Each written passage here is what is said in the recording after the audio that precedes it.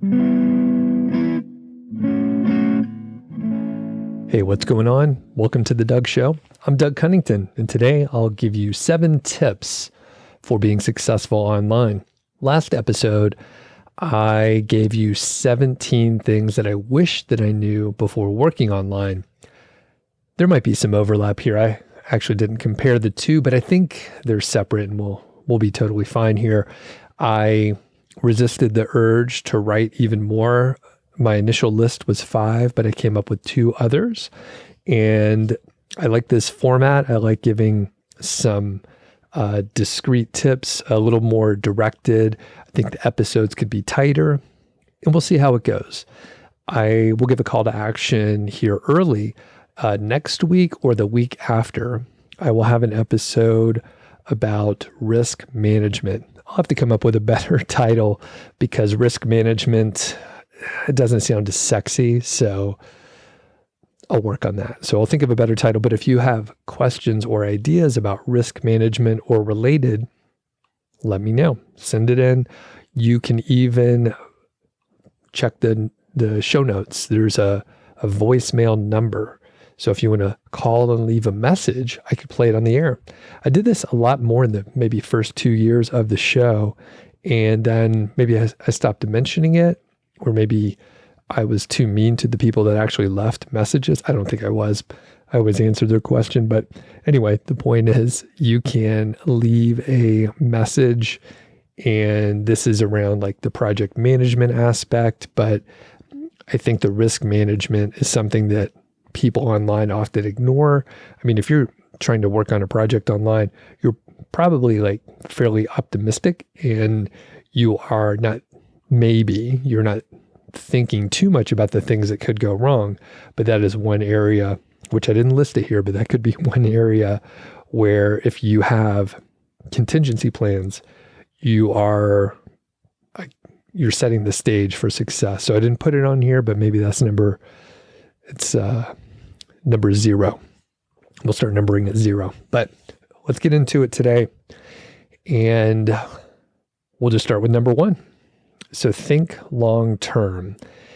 So I didn't do this in the beginning.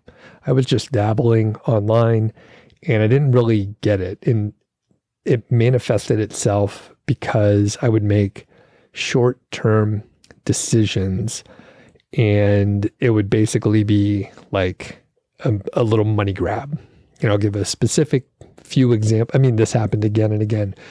Basically, once I got started online, I was building my own websites, but at the same time, I decided in parallel, I was going to launch Niche Site Project, my blog, and have a product like pretty much immediately. All this example will come in again and again.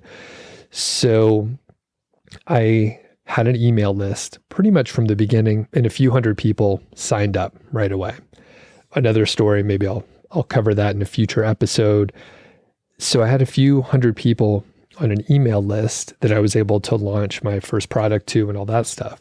So that was fine, but I was getting offers from other, I guess, software companies typically. And I say software companies, it was typically individuals who were like, hey, I have this plugin that I developed and I wonder if you could offer it. Or I have a link building service and I want to sell it to your audience, and you get a commission. So sometimes those worked out well. So I earned a commission. The clients that actually purchased whatever it was, they got some backlinks. They were able to, get more traffic, improve their rankings, and everybody won, right? So that's the best case scenario. More often than not, and this is the silly thing, I would, get the email from someone, or I would know who it was. Someone would say, hey, I'm selling this plugin. Go ahead and offer it to your audience. So I would send out these emails, and I was just kind of mimicking what other people were doing. So I would have whatever the flashing yellow text, the highlighted text. You got to get this tool. It is really awesome, and it's only on sale for this Black Friday and all that kind of shit. And I would potentially earn a little money, but a lot of times I would send these out, kind of annoy the audience, and then make like $50 or something like that. Other times, like I said, it can work out fine, but I was making these short-term affiliate deals that didn't really serve me in the long run. It was a very, very short-sighted situation. And I was just thinking, hey, I want to see what happens if I send out these emails.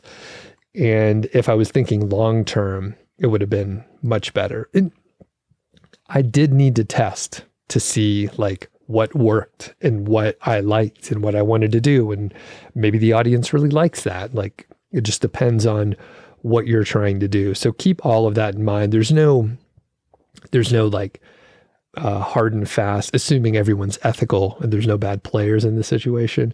There's no major issue with testing things out, but just be sure you understand like what you're doing. And I'll give you, I guess, a technique that might help you through any of the like business models that you're looking at. And a few years later, after I got laid off, I actually used this exactly. Think about the scenario, and if it's successful in 6 months, in 1, 2, 3, 4, 5 years, what will it look like?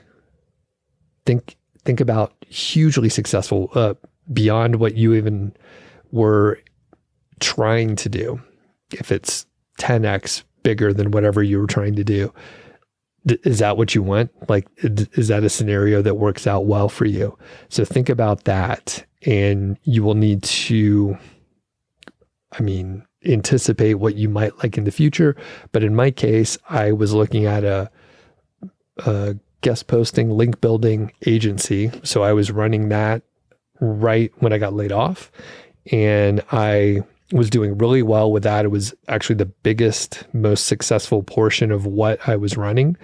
And I decided I didn't like it. So I stopped doing it. When I look back, and I don't have any regrets on that decision. Not me, but one thing a person could have done was to grow up that agency to a nice, respectable level. And back in those days, in 2016 or so, I probably could have grown up this organization, had it managed by some GM, and I probably could have sold that operation for a very, very good price, because in those days, a guest posting and link building agency would have been really valuable. And actually, if I sold it to the right person or other agency, they could have grown it up even bigger, and it would have been a success for everyone involved. So the main thing here is think long-term and think about, hey, is this work I want to do? If this is a wild success, is this going to pay off in the way that I think it is? Or am I going to create a job that I actually don't like very much?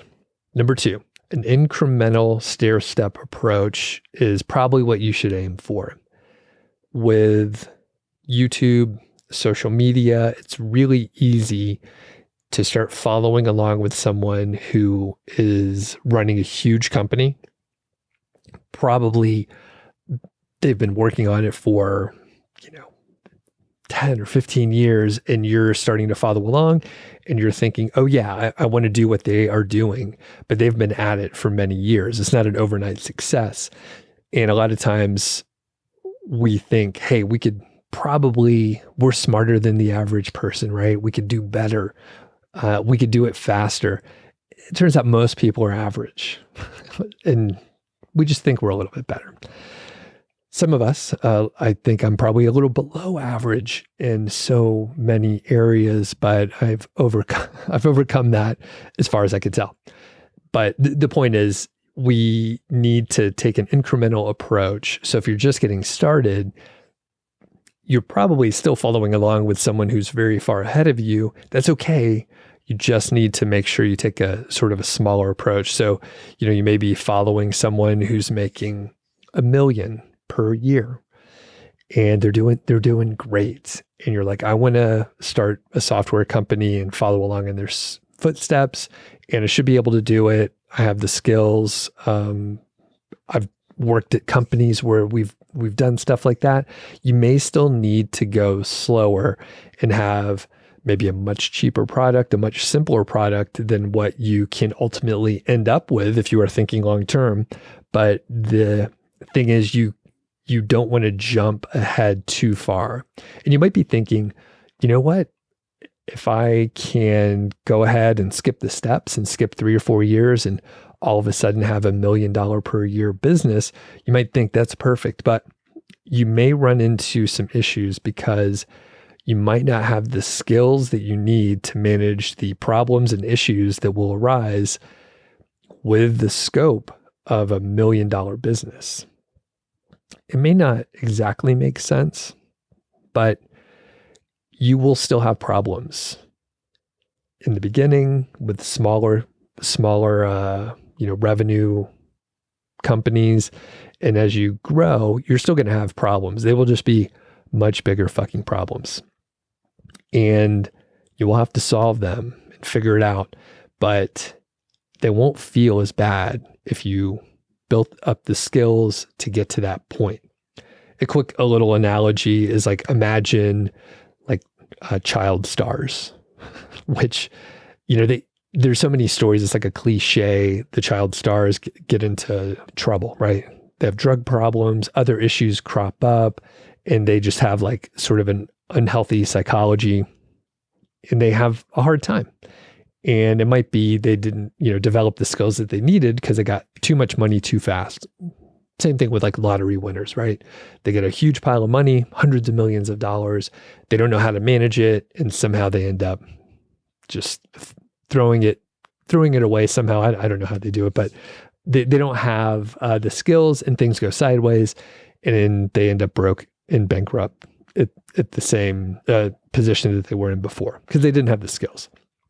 So you might be able to, get some mentoring and advance a little quicker, or maybe you do have, some people are better than other folks, and you will be able to solve those problems faster and easier because you're smarter and better, but most people aren't. So people that listen to this show, though, you are better. So take the stair-step approach, go slow. It's going to be okay. And I'll give you one just minor example. So I mentioned earlier, I had an email list from the beginning of a few hundred people. It was very scary to write. Like, I'm not a writer. I didn't study it. I did some light technical writing and was pretty self-conscious of writing, and I wasn't confident in it, basically. So I would write these emails, and it would be very stressful because I'm sending this out to hundreds of people. And occasionally I would get back emails like, hey, you wrote the grammar's wrong. People actually fucking critiqued what I was doing. And I was like, God damn, that kind of sucks. And I was like, oh shoot, I wrote the wrong word or whatever. I'm not great at grammar, right? So that did kind of bother me. But now, because I've sent emails over the years and sent it out to, thousands of people, I can't remember the biggest my email list was, maybe 12 or 15,000 or something like that.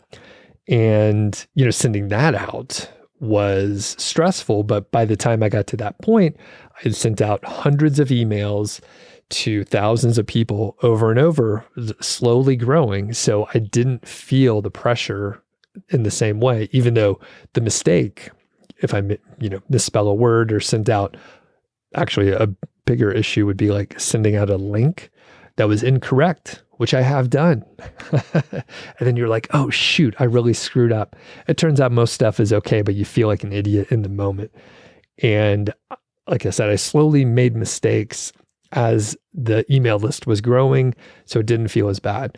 And then from the skill level, when things go sideways, like you're going to have issues and problems, and I would have software issues, software would break, integrations would break, and it would be like, oh, this actually cost me like tens of thousands of dollars. Like this issue cost a lot of money and I need to go in there and fix it. And the pressure's high and there's a timeline and it's not for another company. This is like for my own company. So it's a whole different thing than when you're working for someone else. And it's like, there's a big problem out there, but it's a big company and I'm part of a bigger team and whatever. It's not a huge deal. Like we'll figure it out. So stair-step approach, incremental growth, build up your skills over time. You need to do that. This month, I partnered with the SEMrush affiliate program, and SEMrush is a company that I started to hear about, I think pretty much as soon as I got started online and I was learning about SEO and marketing in general. And SEMrush actually went public in 2021. It's traded over on the NASDAQ, which was cool. I remember hearing about that and thinking, SEMrush, the software that I use all the time. So I've been an affiliate with them for a long time. Again, since basically 2013. So when SEMrush let me know that they're eager to bring on new affiliates, I was happy to work with them this month, hopefully more. So SEMrush is one of the best SaaS affiliate programs to promote in 2026. So if you're an established affiliate marketer, that's great. You could probably hit the ground running, start taking advantage of the resources that SEMrush is offering. They have a lot of marketing materials. They have someone that could help you out as a like onboarding contact. And I'll talk a little bit more about that. I guess I'll tell you now. It's a dedicated account manager, and they'll start working with you at day one. If you're a brand new affiliate, new to marketing in general, you could still work with them. Again, they're trying to bring on like new affiliates and they want to nurture you as you're getting started. So you could earn higher commission rates if you have a higher volume of sales, which is cool. But even if you're less experienced, you can work with that dedicated affiliate account manager, and they have a huge library of promotional materials, normal stuff that you might imagine, like banners, videos, which is really cool. And they actually have videos that are in a vertical format as well. So those are better for folks that are on their phone, or if you're using social media or some sort of short form video, that's great. And just help with content and content ideas. They have a 120-day cookie, and you even get paid for free referrals. So people sign up as like a 7-day free trial, and that makes it a very low barrier to entry for people that want to test out SEMrush. And then if they actually sign up, then you get a commission. And remember, the 120-day cookie, that really pays off. So if you're interested in checking it out, please follow the link in the description, or you can get to it. It's a SEMrush affiliate program. And thank you for partnering with me, SEMrush. Number 3, don't burn out. One of the key things is to keep going. So I have definitely bumped into more people than not that kind of get started online and then they quit. So it's much harder to have long-term sustained effort with consistency. You can take breaks and stuff like that, but it's really hard for folks to keep going. So one of the keys, of course, with being consistent long-term is to not burn out. And you may not think you're going to get to that point. You may think, and unfortunately, I probably said this and I still hear it often. I don't adopt this anymore, but I used to think, I should be able to outwork other people. I was younger when I was saying that, but now I don't have that kind of energy. I'm in my mid 40s, late 40s now that I'm thinking about it. And I just don't have the same kind of energy. And I'm sure a lot of people can probably outwork me. They just have a little bit more drive. And the thing is, if you have that mentality, you could probably sustain it for a bit, but you will probably burn out. And it's the beginning of the year. And I wasn't paying too much attention, but I saw at least one video from a creator on YouTube that I follow. And they were saying, I've started to burn out.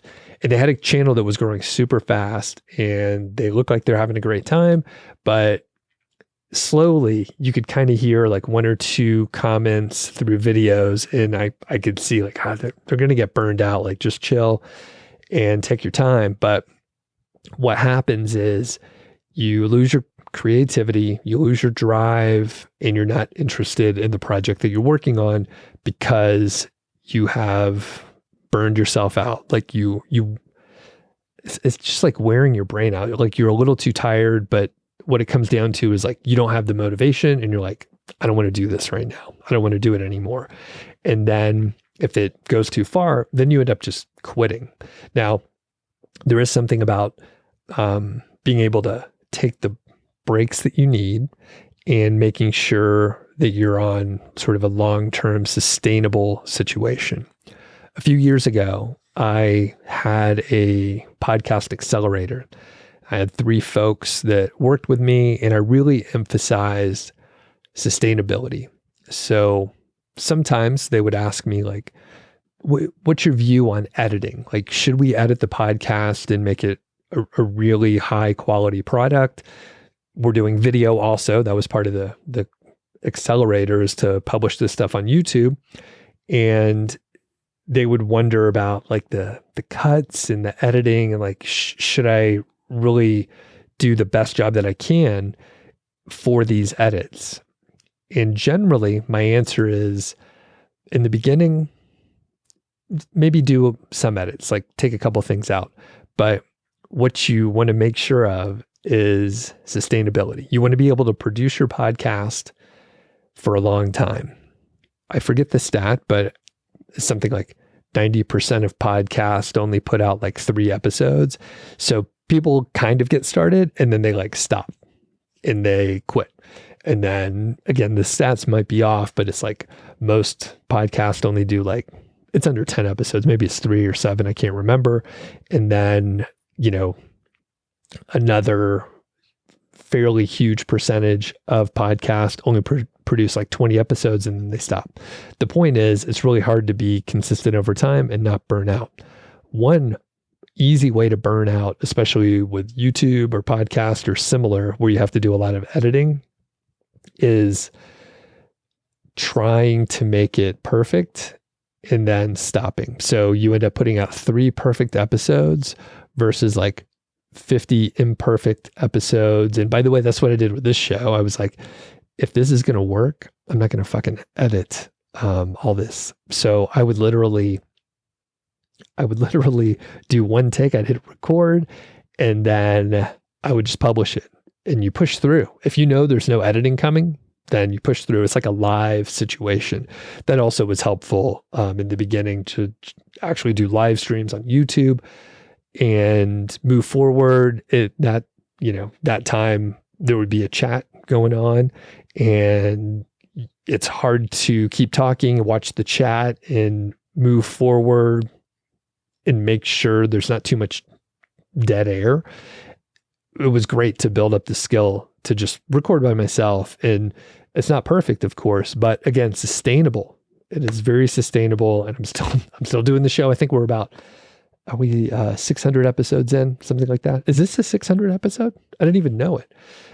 Technically, that's just the numbering, because I had some bonus episodes that didn't get a number. And then other times I would do like a 599.5 or something like that occasionally.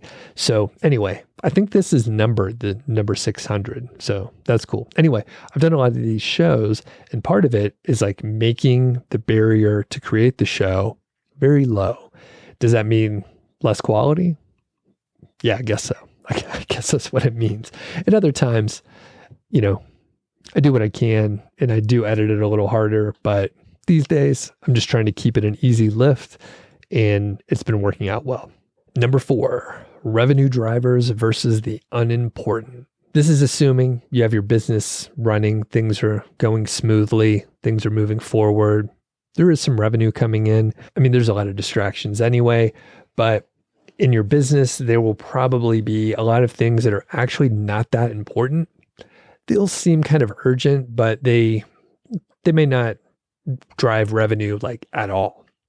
So it's really important to think about things in terms of like revenue, maybe upcoming pipeline, right? If it's an agency or some business where you need to have clients coming in, you may need to think about that. So it could be a very important non-urgent task where you need to do some marketing so that your pipeline continues to be full, so you have consistent business, that sort of thing. But the main thing is you don't want to get distracted with, say, emails, like I did earlier today. So I get emails for people wanting to be on the podcast or on the YouTube channel, or maybe in this case, they wanted me to be on their show. So that one wasn't too bad, but I thought about it for a second. I'm looking at the email. It's not really important, but I looked at it and then I was like, well, they're asking me to be on their show, so maybe that is okay. I did take a look. I had to Google who it was in the show. And then once I saw it, I was like, oh, they seem kind of lame, so I'm not going to do it. And I spent time on that unimportant task. Like, chances are, if it was a big deal, I probably would have immediately recognized the name. So where I'm sitting now, if I get invited on a podcast, I should probably take a quick look. I didn't spend too much time, but I did sort of procrastinate on some other stuff because I was like, oh, I'll kind of look through my email. But really what I needed to do was record this show right now. But it distracted me for a little while and it was purely unimportant, doesn't drive revenue. That said, some of you out there may be thinking about the fact that the show, well, this time it does have a sponsor, but for most of the last several years, this show hasn't had a sponsor.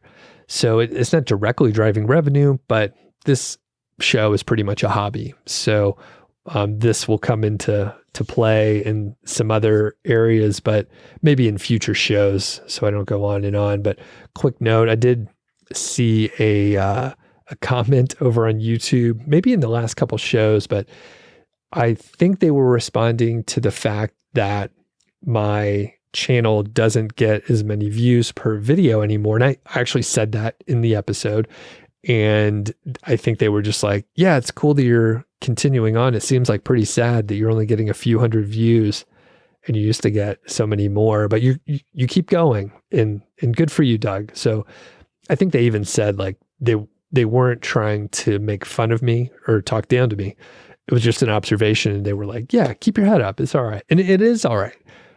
I have separated myself from the metric so much that I'm doing this for the audience that's here, which I appreciate everyone that still watches and listens, and for myself as well. And I was talking, I mentioned Matt Giovanisi often on the show. And yeah, I mean, he enjoys doing his podcast and that's why he does it. And he makes the lift, the barrier for creating the podcast lower, and he makes it work for him. And I'm doing exactly the same thing over here. So focus on the revenue drivers, Pareto principle, and one way to, kind of figure this out, if possible. I mean, it's hard to simulate this, but imagine if you only had like 1 hour that day because you had some sort of, let's say you're going on vacation. Let's say it's something awesome and you're going to go on vacation where you have no connectivity. You're not going to bring your laptop. You're not going to do any work. And you have like 1 hour that day to do some work before you head to the airport on vacation. It's like, what are you going to do in that 1 hour? Quickly, all the distractions fall away and you are left with like the thing that you have to do to keep bringing in revenue, for example. Number 5, take action over doing more research. Basically, this is sort of analysis paralysis, and with the ability to do so much research, we can get stuck in a kind of a bad pattern. And YouTube it's rough. There's so much info and there's so many videos that you can keep watching on basically any subject that you want to continue to do more and more research. It's kind of amazing. And, back even just like 8 years ago or, pick some time in the past, you maybe only had like a blog and a couple podcasts to go to for certain information, and it was fairly limited. But now with AI, with all the different platforms where information can be shared, Facebook groups, Reddit, on YouTube, TikTok, like there's a lot of similar information just recycled and regurgitated, and you could end up in a bit of an echo chamber and continue to do research over and over. Or you might be a person who you do research on things that you don't need to know yet, and you're like, I want to do a little bit more research before I start taking action. And I have seen people where they're like researching for a year or two, never taking action, and they actually aren't learning as much as if they, stopped after 1 month and started launching things and testing things out and see what works. You learn so much more by trying something and seeing what happens. When I launched courses over the years, I obviously knew I could research and find out what other people were doing in their launches, but the context matters. So it matters like what your audience is like, and the content that you produce, and what the course is, and the product fit, and all these other details. So I could do a ton of research and think, oh, if I launch in this certain way, it's going to be the best way. But you don't know until you try to sell something to your actual customers, your actual audience, and see like what happens.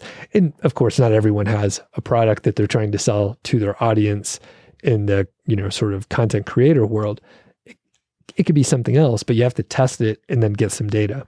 Sure, you could test things in sort of a smaller scope. So maybe it's not a full launch. Maybe you launch a product to a smaller subset of your full audience to get some data. That's a great way to test things out. Most of the time, I would just launch to my full audience because my audience wasn't big enough to get a good enough sample size or data to take action on. I think, as I mentioned, like the biggest my email list was maybe like 12 or 15,000. And I think I would probably want to have, 3 to 5 times more than that, at least, to get a good sample size. Because in this scenario where you're sending out an email, maybe 30% of the people will open the email, which is actually pretty good in the marketing industry. In other industries, maybe more people open, right? But my email list, it would be like really good to have 30% of the folks open it. And then maybe only, 5-6% of the people would actually click through. So when you start doing that math with a smaller sample size, with a smaller email list, you just don't have enough data. So really, if you have like 50, 100,000 people on the email list, you can launch to a group, see how it goes, tweak things from there, and then launch to the bigger size. So anyway, taking action is better than continuing to do research. The caveat is you do need to have like some base set of knowledge. You need to do some research, but taking action is the best way to learn. And you can really rely on the data if it's something that you have tested and you got real results. Another, very specific thing is like try to sell your service or product or whatever it is, and actually get people to pay you money. Like that is the real vote. If you send out a survey and people are like, yeah, I want this product, but they don't pay you any money for it, then it's kind of worthless, right? You actually need the vote of someone paying money and a transaction taking place. Number 6, learn from others' mistakes. Taking action is great. You could learn from that. And if you make a mistake yourself, then you're much more likely to not make that mistake again because it hurts. And you're like, I messed up and I don't want to do that again. You can also learn from others' mistakes. Those are some of my sort of favorite episodes that I remember listening to podcasts. Big podcast listener now, but back when I was learning. Those were very good episodes to hear like what went wrong, because you could learn a lot from what went wrong versus the success stories. Success stories are great, but sometimes those focus on only the success part and you don't hear about the mistakes, but you could learn so much by avoiding the mistakes that others have made. So I think seeking those kind of episodes out, or YouTube videos, for example, like, hey, don't do this. That is a good approach to avoid mistakes. The other, and I think, even though I have mentioned don't use AI too much, it's actually pretty decent for this kind of thing where you use AI as a conversation partner on something specific. So you're like, I'm thinking of launching a SaaS product in this area. Here are some of my ideas. What should I look out for? Why might this not work out? And you can ask specifically for mistakes that others have made. And obviously with AI having so much data, they could probably give you examples that were in podcasts that I mentioned, right? So this information is covered in books, all sorts of media, YouTube videos, etc. So that information is out there. And if you can figure out the areas to avoid, this is all risk management, right? Figure out what to avoid, then it could put you in a spot where you're not going to make those mistakes.